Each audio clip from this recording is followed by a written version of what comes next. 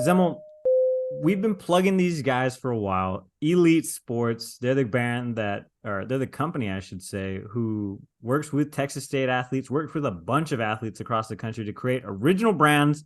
And, they get a little NIL money out of it too. So they're creating brands for their team. And then you get to support the athlete themselves too. So it's a really cool deal. Elite Sports, man. I love it. ELTE sports.com. If you use code SQUARE, you help us out, help the show out.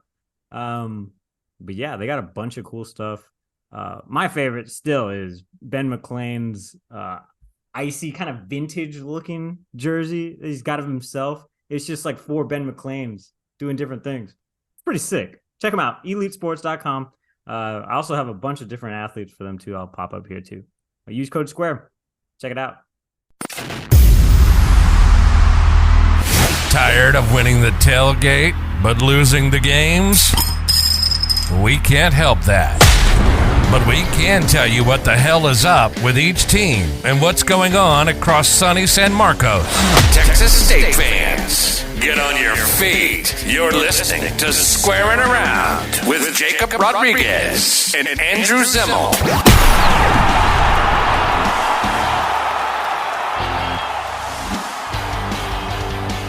Andrew, when we started this series, Great Bobcats, I was like, there's so many. It feels like we're so behind in so many ways. But we're trying to catalog some of the greatest Bobcats who've ever come across Texas State.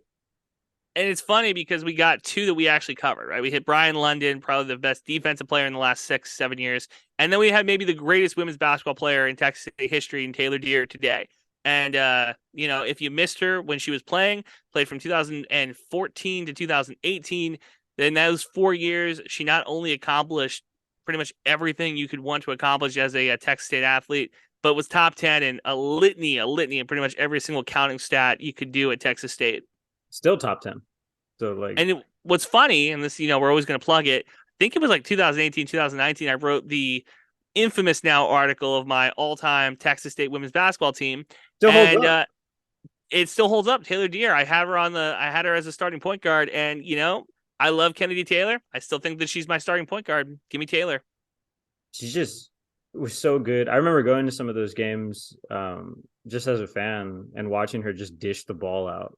I still don't think there's anyone better, like you were saying. The stats speak for themselves, but just the way that she carries herself. And it's really interesting to talk to her now, too, as a professional athlete. What has gotten her this far in her career has been her own network, being the floor general too. And I'll tell you what, man, talking to her and, just reminiscing right now with you, doing those post-game interviews with her, she was very buttoned up then. She was very professional then. And it's the same player today. You know what I mean? It's Taylor. Yeah. All business, man. And you got to appreciate it. That's why she's a 2-time champion. Can you guess her major? Wasn't mass comm. No. You think business? No. Because that's immediately what I thought when I started talking to her. Applied arts and sciences. Really? Yeah. Wouldn't have guessed that. Mm-mm. So, yeah, this is our talk with Taeler Deer. What's up, everybody? Welcome to Squaring Around. This is a show we like to call Great Bobcats, where we talk to the greatest Bobcats who put on the maroon and gold. We're here with Taeler Deer, who's... I was looking at your stuff, Taeler. You have 10 stats right now where you're top 10 Bobcat to do an assist, do anything on the basketball court. That's pretty insane. So we just wanted to know, what are you up to now? And how's everything been since leaving Texas State? Well, as you know, I played in about 4 to 5 different countries since. I just came from winning a title in Iran the second time. Now I'm just in here in Houston for the summer and the fall, coaching and training for Software Elite. So still in the basketball world, still, putting my time into basketball. That's all I can do. Well, I want to talk about the coaching. You're also a YouTuber, Taeler. You're a food and travel YouTuber. I think that's super sick. You have great content. You've been watching. That's great. I've been watching. Well, because I looked you up. Because you have a very unique name, right? I have a unique name too, Jakob Taeler. Cool name. So I just Googled you, and the first thing that popped up was your travel stuff. And I was like, really? Over basketball? No way. Yeah, I've been trying to be consistent with it. I got more coming soon for sure. Well, we can talk about that. I do want to say that the algorithm is different for you and me, Jacob, because I Google Taylor Deer and it pops up Texas State roster spot. So that just goes to show which one of us is doing more research when it comes to prepping for these podcasts. All right, I'm a let's world talk. traveler. You're stuck in North Dakota, so Hey, that's your man. problem. We all got to do our own things. Let's talk about world travels because that's where I wanted to start this, Taylor. Because you mentioned 5 different countries. Can you list them off where all of you have bounced around since 2018? I started in Finland, then I went to Slovenia, then I went to Iran, then I played in Ukraine, then I went back to Finland, then I went back to Iran. Well, I guess that's 4 countries. And then That Slovenia, Ukraine, Iran. Yeah. that's still a lot, and one of those is not like the others. So let's talk about the Eastern Bloc. Which one? Well, I was going to say Finland, Slovenia, Ukraine. That's got to be crazy to start your career. Pretty much, I guess, on the exact opposite side of the spectrum from Texas weather. Yeah, it was insane. It was a huge adjustment trying to get adjusted to the weather and the culture. It was a huge culture shock for me, but it was great. Like, I love, being in different situations in different places with different people, learn new cultures. So I adjusted pretty quickly, but it was really, really cold. Hey, that's something we have in common. What's the story from kind of the culture shock between Finland, Slovenia, and years in Texas? Well, as you know, I'm from Houston, so it's like fast-paced city life. Everyone speaks English, so going to a different country, small town, not fast-paced, slow. No one speaks.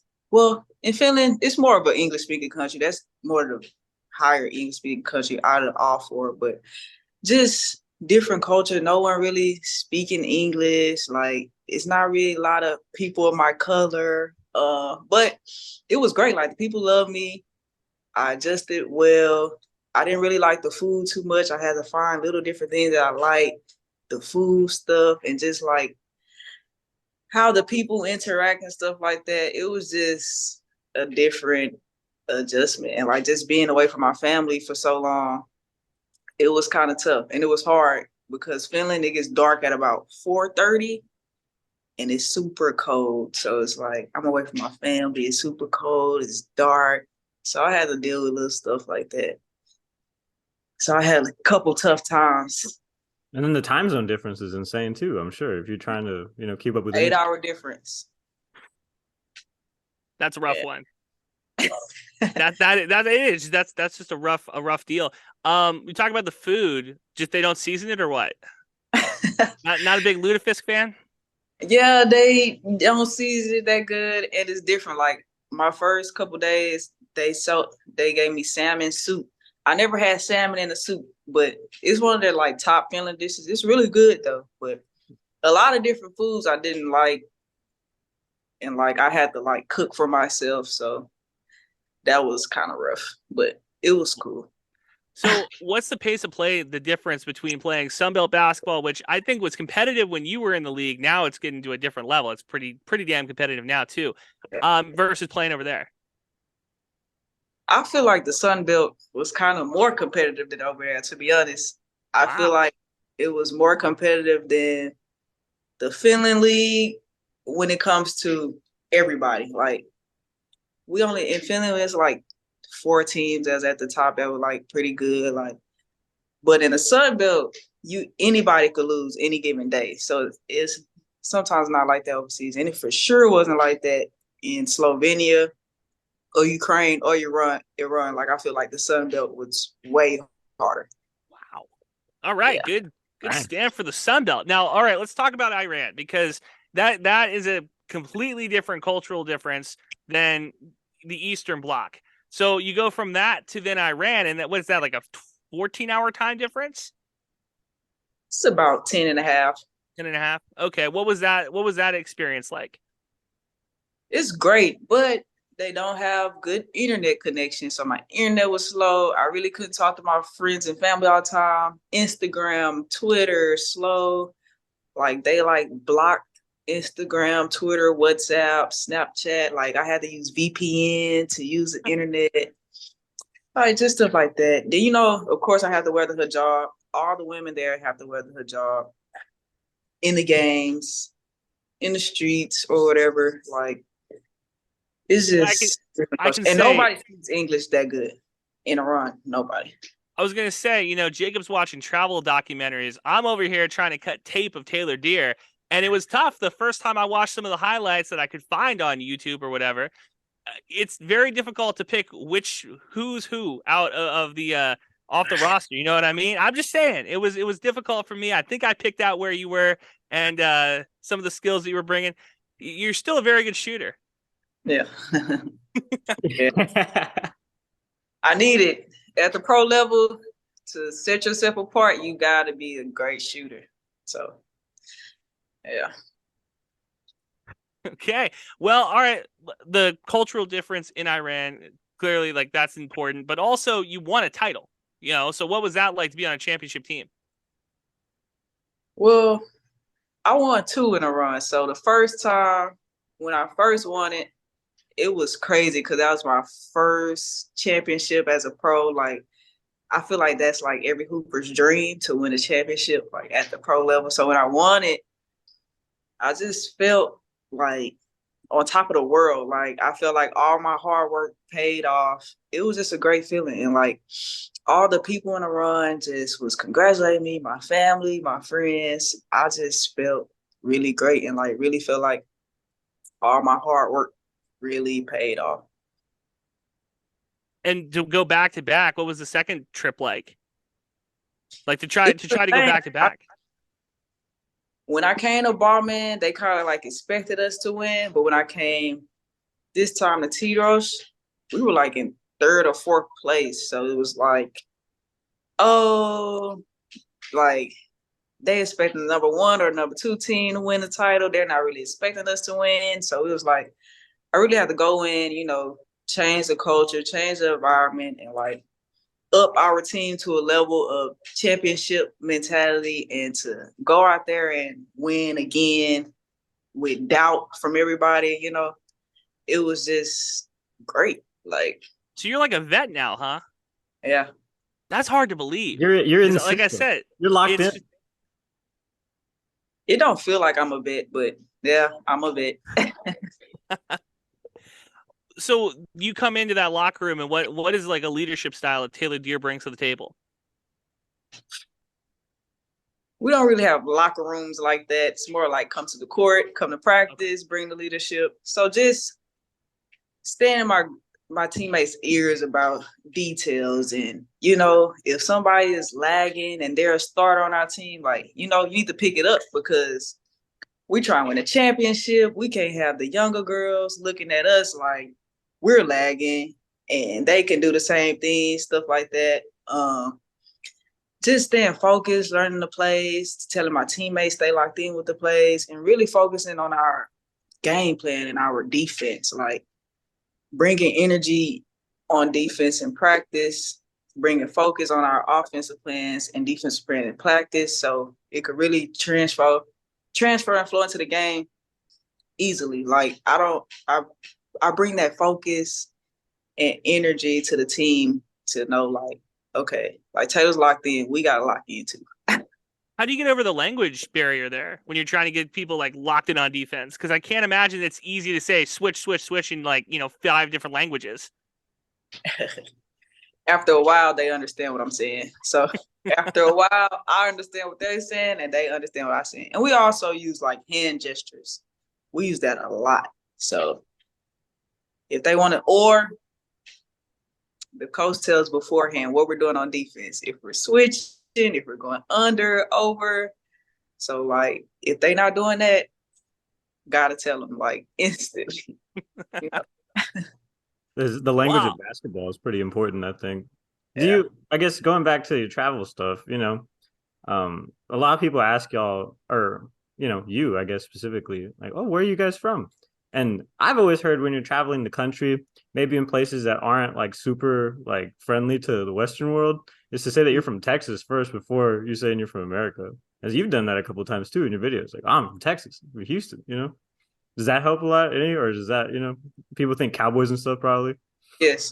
They think country, cowboys, cow boots, cowgirl hats. Like that's what they think, and just dry. But that's that's a persona from different people across the world, but that's not the real persona here. San Marcos has a great nightlife. Is there any nightlife over there? Like, no, zero. They don't have bars, clubs, none of that. It's forbidden. So it's no nightlife. So the nightlife is go to your friend's house, your teammate house, make dinner, and dance in the house. So, that's kind of nice. Yeah. Jacob's trying to get down in Baghdad, man. That's crazy. Jacob's asking where. They have lounges, like hookah lounges with food, but probably close at like 10 or 11 o'clock. So no square night. Yeah, no nightlife, no altitude, 3 a.m. No. Well, I guess what that means is like, if you want to look at silver lining, I guess everybody's bodies are like in tip top shape, no alcohol consumption, no, late nights. I guess you're getting the best basketball, I guess. It's pure. You don't really see like a lot of obese people or nothing like that. Like everybody's pretty slim in shape, stuff like that, because alcohol is forbidden, no bars, clubs. So nobody's coming to practice with a hangover, so everybody's locked in. I mean, good. Yeah. I mean, good stuff. Glad we got that out of the way, Jacob. Yeah, I mean, it's a huge difference, I'm sure.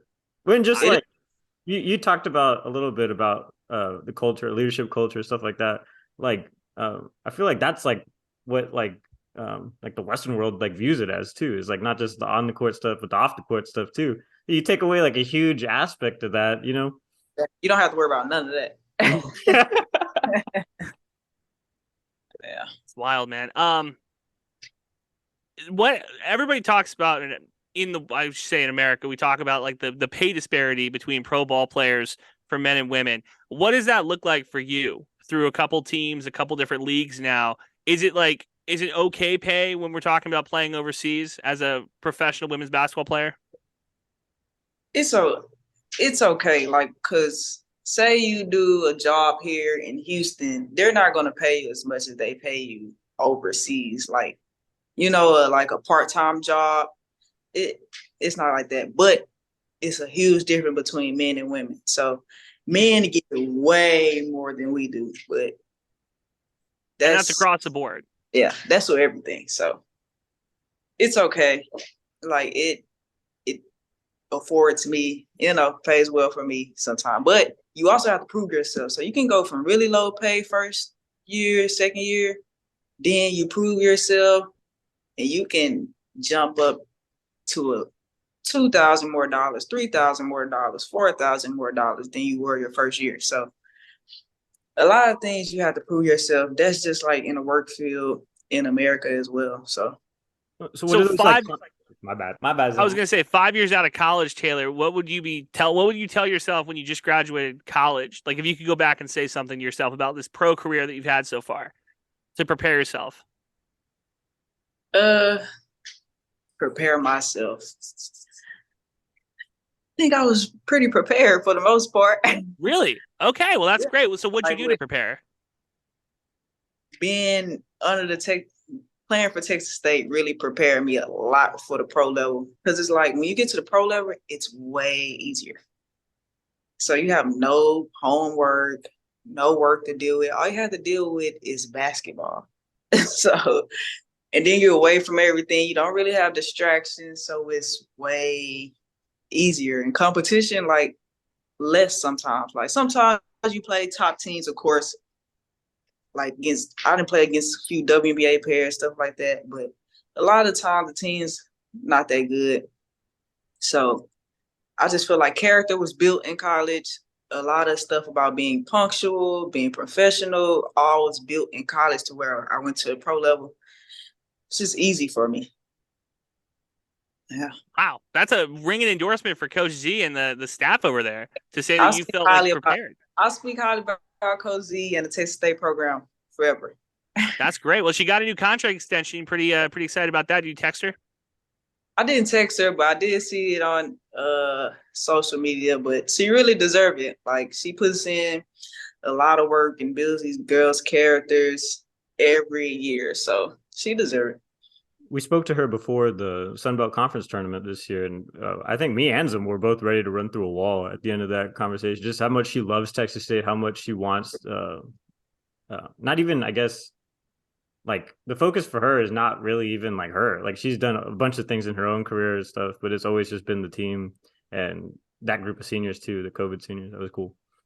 I wanted to talk to you, I guess, about like the business side of it too, because I feel like that's something people struggle with at first. But it seems like everything's been a breeze for you. But for me, obviously not fluent in like foreign languages and stuff like that. Like, how does that even work? Like playing in all these countries, or like, like literally bouncing country to country. What, as far as what, like even getting that page in front of you that's like, play for this team, we're in Finland, or we're in. So my first year, I signed to an agency, 610 Management, and they got me the contract in Finland. And then, I proved myself in Finland. I got more accolades. So a team in Slovenia seen my stats, and they like, okay, we want Taeler to be our point guard for the next year. So they reached out to them, and they reached out to me, and we signed a contract for the next year. But then after Slovenia, I didn't really mess with the agency like that. I feel like they wasn't doing enough for me in that situation. So we got the deal, and no, I played with a girl from Ukraine in Iran, and no, that's wrong. I had a teammate in Slovenia named Paulina, and she knew one of the Iranian agents, and he reached out to her and said, we need a point guard. Do you know a point guard that's free right now? And she mentioned me. So he reached out to me. I got the contract signed. I went over there, got a championship. And the girl on my Iranian team was from Ukraine. So one of the Ukraine coaches was like, hey, Anna, do you know any point guard? We need a point guard that's free. To me, the coach reached out to me, signed the contract. So then I went to Finland again because Ukraine went to war with my old team. I went to Finland. And then the Iranian agent hit me up again later on, same thing. Like, we need a point guard. Are you free? Like, come out here. Signed the contract, just went out there. So the last 3 years just been all me, just connections. You're your own point guard. Yeah. I was going to say, Taeler Deer, point guard for hire, man. That's great. For real, dude. So what has it been easier or more difficult, do you think, not having an agent?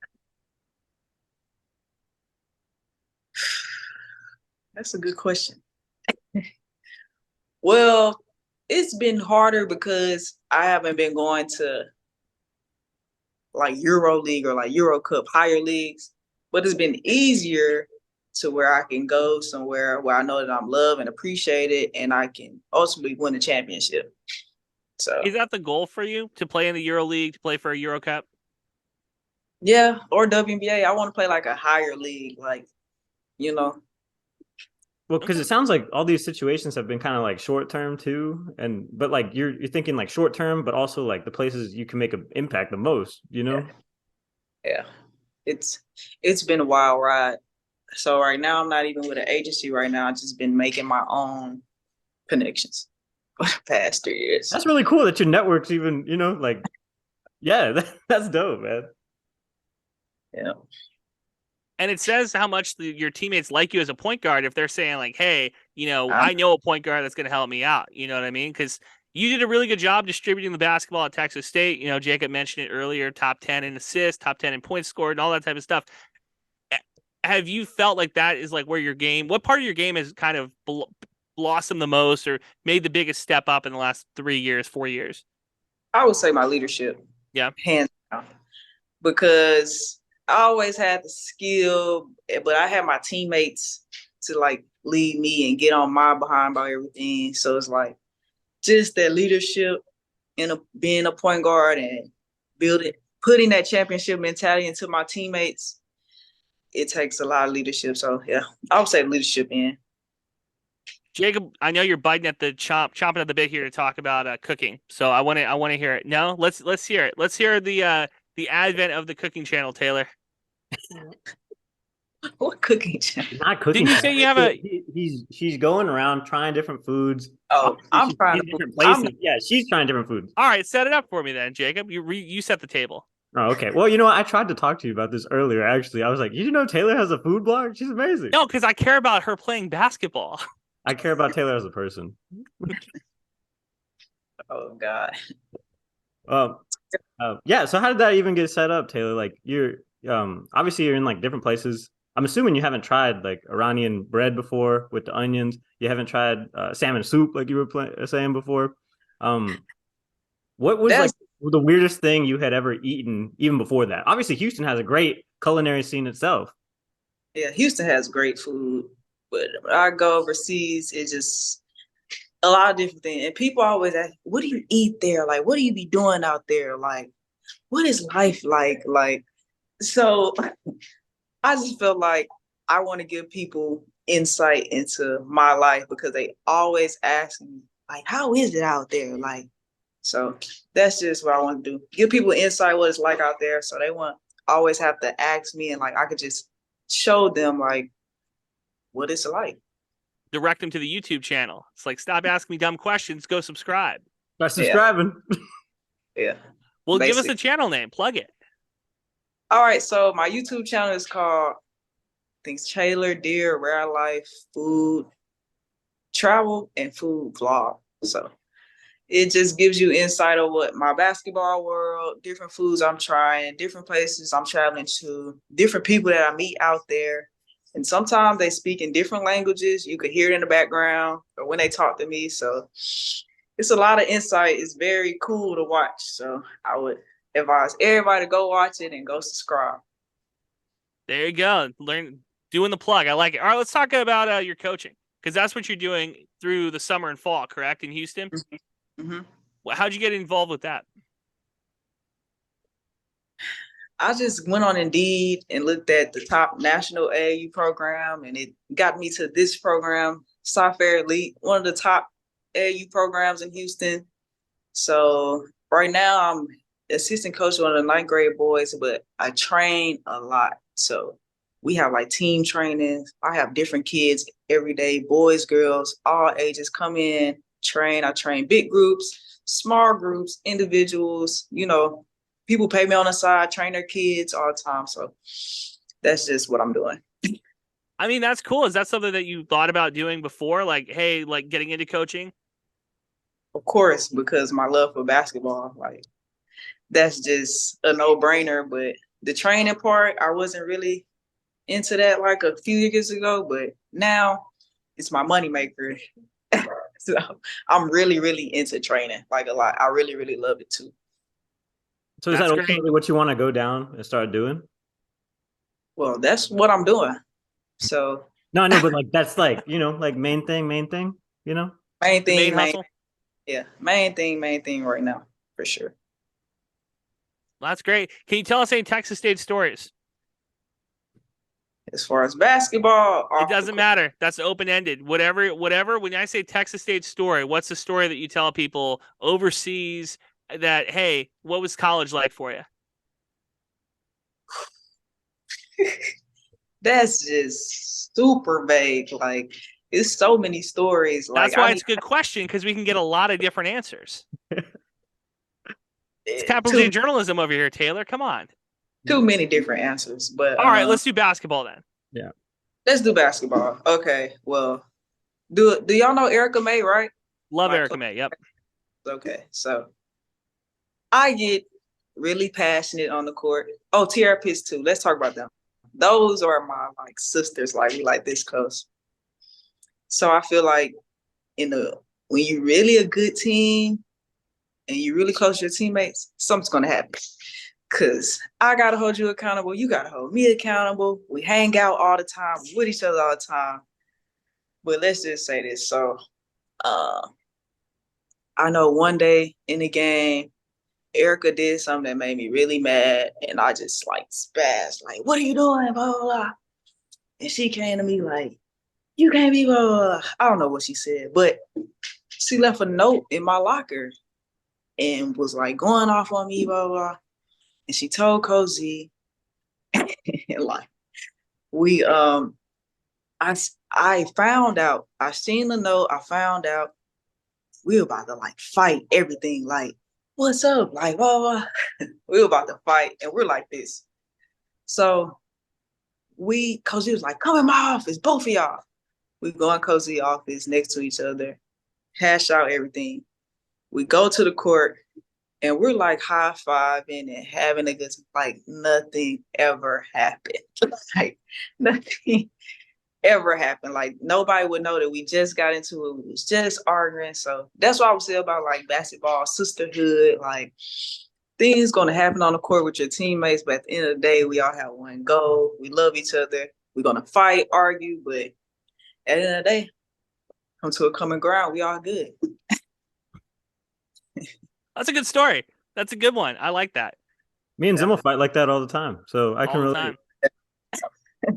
Cats and dogs, man. He sends me the video rundown. And I go, look, dude, you can't do that. We can't do that. And then he writes a letter and puts it in my mailbox and says, a bunch of mean things to me. And, at the end of the day, we end up doing interviews. So it works out. I was going to ask, what do you think makes Coach Z so special, Her selflessness. Like, she always puts the team before anything. So just little things like going to her house as a team. She cooks for everybody. And we just go there, have a good time, chop it up. The way she care about the player more than the basketball. Of course, she cares about basketball, like 1,000%. But she also cares about her players personally, their personal life, their schoolwork, stuff like that. It's not all about basketball, Coach Z, all the time. And she really loves the program and loves her players, 100%. Is that who got you to Texas State? Who was your main person who was recruiting you out of high school? Coach Dorsey. I remember that day when I got offered a scholarship and everything. Well, tell me about it. So I was in my room. My mom was downstairs. Coach Dorsey called me and was like, hey, Taylor, you by your mom? Got some good news for you. I get up, run downstairs. I was like, now I'm by her. Like, what's the news? She's like, well, we want to offer you a full-ride scholarship here at Texas State. And, like, I just start bawling. Like, because it was like, wow, like, it's really happening. My mom starts screaming and shouting. Like, it was just a great feeling knowing, like, wow, I get to take my talents to the collegiate level. It was just the greatest feeling ever. And that was your first offer and everything? Yeah. It's crazy. So, that is crazy. That's wild. So you did. Well, how many other offers did you get?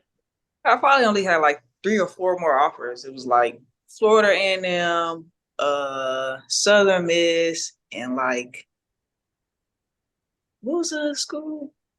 I don't know. So what was it? Because Texas State was the first one to offer, or what? What said like, okay, Texas State's the one? Well, it was closest to home out of all of them. 2, they seemed like really interested, and I knew like I could make a difference in the program. Also, I went on a visit, and I loved it out there. So it's just a no-brainer at that point. And it was like very family oriented, so I just loved it. Great fit for me and my family. We were talking to Brian London. Obviously a lot of things have changed in the entire college athletics landscape, not just women's basketball. What's your opinion on the NIL stuff? And do you wish you could have had something like that similar to? And if so, like, what place in San Marcos would you try to get? Insomnia cookies. Insomnia cookies for sure. What else did I like? Oh, I like Zaxby's. That was like a little down the road, but I would say in San Marcos, Insomnia cookies, and Garcia's, the Mexican restaurant. Loved it. Do you think you could have made a bag with the NIL? I'm not sure. I don't know. Well, now there's so many different avenues. Like the football club has an NIL club where they're going to make some sort of kind of like video or something content, for people who are just paying like $1, $2, whatever the donation amount is per month. So there's so many like different ways to get a deal, not just with brand specific. So yeah. And I was gonna say you're the. You could go. I was gonna say you're the first athlete I've talked to since NIL that's this humble about it, because across the board, does not matter if they were the backup kicker. They're telling me, could have made 100K easy, could have cleared it. So you're the first one to be like, I don't know. Let's be real here. So I appreciate that. I appreciate the honesty. Yeah, I don't know for sure. So. Well, Brian put his hands in his face in his hands immediately and was like, "I missed a bag, bro." I don't know. I would think I would get something, but you just never know. Everything's not guaranteed. So how do you keep up with the Bobcats over there? Is it pretty intermittently, I'm assuming, or Yeah, so I have the ESPN app, and like the Bobcats are one of my favorites on the app. So a lot of the scores come straight to my phone all the time. Scores, stats. So I see it all. Nice. Yeah. Cool. Yeah. Well, cool, Taylor. We just kind of wanted to catch up with you. Obviously, wanted to get you your subscriptions up on YouTube and stuff. So, looking forward to a bunch of other stuff that you're gonna do. Tell Andrew go subscribe. Yeah, Andrew, go subscribe. I'll subscribe right now. I'll boost your algorithm. That's Both it. y'all go subscribe. I need to get it to like 1,000. This will be the end of the podcast. Here is me going to my YouTube and hitting subscribe. Jacob, do you already have it subscribed? Yeah. New video dropping on Tuesday too. Ooh, all right. Okay, I just subscribed with our channel. Nice. No, now it's harder to get monetized on YouTube. Yeah, I gotta get 1,000 subscribers, and people gotta watch my videos for a certain amount of hours. So it's time to. You got to do the ASMR. And just have that be the background video when we go to sleep. 4 hour of Taylor reviewing food. Well, do you remember when the women's Final Four was in San Antonio? Actually, like all those players started getting really famous on TikTok because they were like, "What the hell is this weight room situation?" And that's when people really started to see like what the discrepancies were between men and women's sports. Obviously, it was a glaring issue the entire time, but that was like when a lot of people started to see, And so now to see kind of all that stuff change, and a lot of people get bags, talk about the LSU women's team, that's probably all going to be millionaires college. They getting a lot of recognition, 1 million followers on Instagram. So, I mean, it is what it is. Yeah. I'm just glad our game is growing and people are seeing it more and really liking it. Cool. Well, thanks for joining us, Taylor. No problem. I enjoyed today. If you had a YouTube channel, I guess you already do pretty much by proxy with this show. I don't think you have the keys to this one, though. I should send you the password. I don't need it. Keep the password to yourself. I do a pretty good job of trying to stay out of any affiliated drama. And if we got a mean YouTube comment, I might have to go on a little bit of a rant. So I'm glad that I don't see those comments. We're starting to get some, actually, like pretty consistently. I posted that ROF yesterday, yesterday. We're recording this on Friday for everybody listening on the backlog. But yeah, we're starting to get a bunch of comments, so we might have to come up with a way to do mailbags. Mailbag, yep. But our last one was content in the biz. Anyway, I love Taylor. If you were a YouTuber, what would be your like niche content to get into? Taylor's talking about being a women's basketball player. What's it like to be in this profession overseas? What are you thinking? I'm thinking I rate all the different types of German food in North Dakota, because I can tell you there's a bunch. Lutefisk, really? pretty damn cool. Good. Have you ever heard of the word fleshkikla? Is that the pancake, or is that the word? It's not. So here's what it is. It's essentially a thin hamburger, right? Thin hamburger patty, deep fried. Really good. The way I had it is they try to do a little Tex-Mex action or North Dakota Mex action. They cut it in half and fill it with action. And they cut it in half and fill it with lettuce and tomatoes and whatever else and try to make it a taco. So it's a fleshkikla taco. It was something else. So I would probably do that if we're going in the vein of food. Do you know what okonomiyaki is in Japan? I'm pretty sure that's illegal to say. It's a pancake that's made out of cabbage, and they mix vegetables and stuff in. They fry it, kind of like on a stone top, Mongolian style. And it's pretty cool. Sounds like gilded poverty. Yeah, but I like talking to people with varied interests, because with Taeler, it's never just been basketball. She's a really interesting person. And so when I figured out she had a travel blog on YouTube, if you look her up, that's like one of the first things. Obviously, for you and me, it's a little different because when I look her up, it's the first thing when you looked her up. Obviously, Texas State. It was Texas State, number 2, because I pulled it up when we were talking to her. It was the Euro scouting report on her. Really? Yeah, good passer. It said she's an unwilling defender. So I was like, interesting. Thought she played pretty good defense. Kind of weird scouting report for Taeler Deer. We're gonna have to undersized. Yeah. Undersized. Let me see what she is. 5'9". She wasn't. I don't think she's 6 foot. No, you're wrong. How tall is she? At Texas State, she was listed at 5'5" her senior year. 5'5". Yeah, undersized. Maybe that's why she was an unwilling defender. Maybe she just was undersized. Yeah, she's not trying to take a charge in the paint. Yeah, bad translation. You're playing in the Eastern Bloc. I mean, I'm not getting in front of anybody. I do get a kick out of that. We completely glided over the war in Ukraine. So shout out to us staying non-political on the podcast.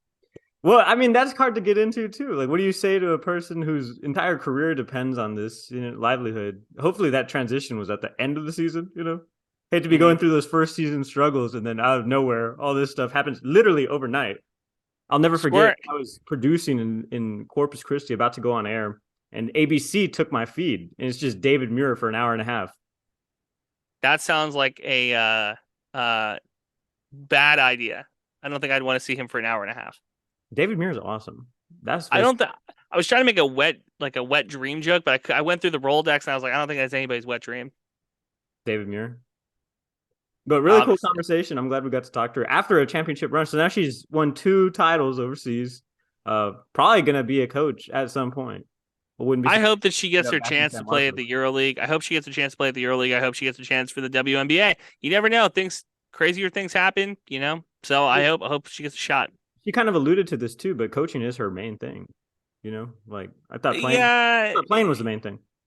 The money is what it's kind of like one of those things, right? Like the money is the main thing right now. It's very hard, I think, for a player to be like the main thing right now is coaching when like the main thing is playing. You still would want to play, and she's still young. She still has a lot of career left. Mm-hmm. No, I agree. It would be so cool to see her in the EuroLeague. There's so many Bobcats in the EuroLeague right now, or not EuroLeague, but EuroLeague adjacent. They're in Europe playing basketball, I should say. Yeah. It's it's kind of like how Premier League works, where you get relegated. It's kind of like those teams that are not like in the like EuroLeague, but like farm system, like one step away. Great Bobcats. Thanks for listening, everybody. The GOAT. The Deer. Thanks for listening. New episodes out every Thursday. Follow the boys on Twitter. Eat 'em up. Eat 'em up.